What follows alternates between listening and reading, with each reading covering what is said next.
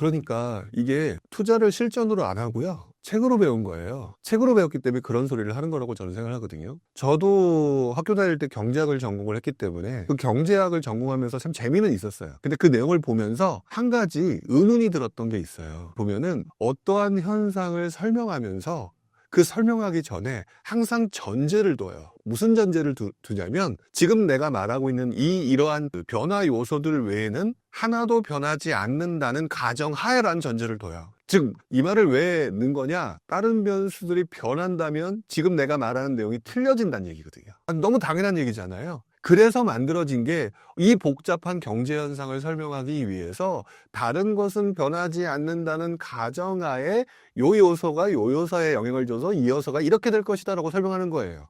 그게 경제학이거든요. 책에서 하는 얘기예요. 근데 지금 말하는 게 그건 거예요. 다른 요소들이 있는데 다른 요소들을 본 적이 없거나 그 요소들이 시장에 어떠한 영향을 미치는지, 이 시장은 복잡계잖아요. 경제학 교과서는 단순계란 말이에요. 우리들이 이 시장을 이해하기 위해서 단순한 논리로 설명을 해주면서 이해를 시키고자 하는 거거든요. 그러니까 기준금리가 오르고 떨어지게 되면 당연히 일반적으로 세계 경제가 연결되어 있으니까 우리나라 기준금리가 떨어져야 우리나라 자금 유출이 안 될 거 아닙니까? 우리 보통 이렇게 설명하죠. 자금 유출이 안 되려면 우리도 떨어져야 된다라고 얘기를 한단 말이죠. 그런데 복잡계에서는요, 간단하게 설명할 수 있어요. 그래서 원래 자금이 빠져서 나가야 되거든요. 근데 빠져나가서 미국 말고 또 다른 나라도 갈 거 아니에요. 근데 그 나라가 지금 형편이 없어. 그럼 나갈까요? 우리나라에서 돈이 빠져나갈까요?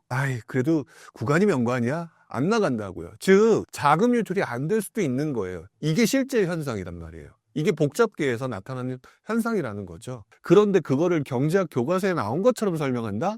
그러면 안 되죠. 안 된다고요. 지금 기준금리가 떨어진다라고 하는 거는 이 기준금리를 근간으로 설명을 하고 있죠.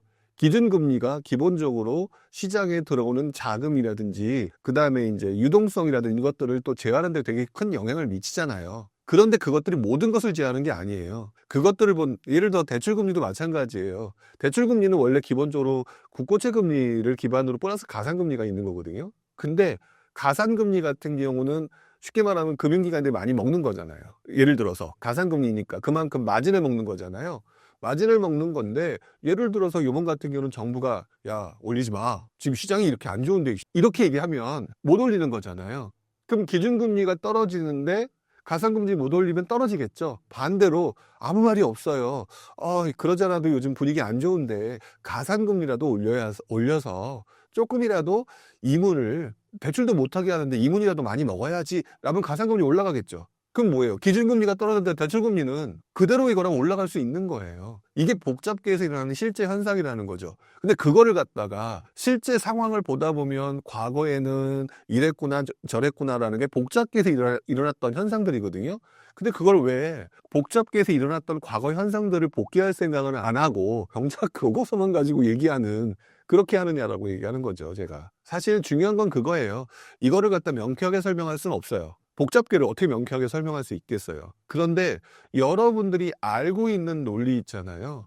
여러분들이 알고 있는 논리는 모든 것이 일정하다라는 가정하에 몇 가지 요소들의 변화 요인들을 분석한 거예요. 그것들이 이거기 때문에 시장이 이렇게 갑니다라고 설명한다는 거는 웃기는 소리예요. 여러분들이 그것들을 이해하려고 배우려고 하셔야 되는 거는 단순계가 이렇게 움직인다라고 한다면, 그렇다면 실제 복잡계인 실제 시장 상황에서는 그거에 영향 주는 또 다른 요소들이 뭐가 있을까?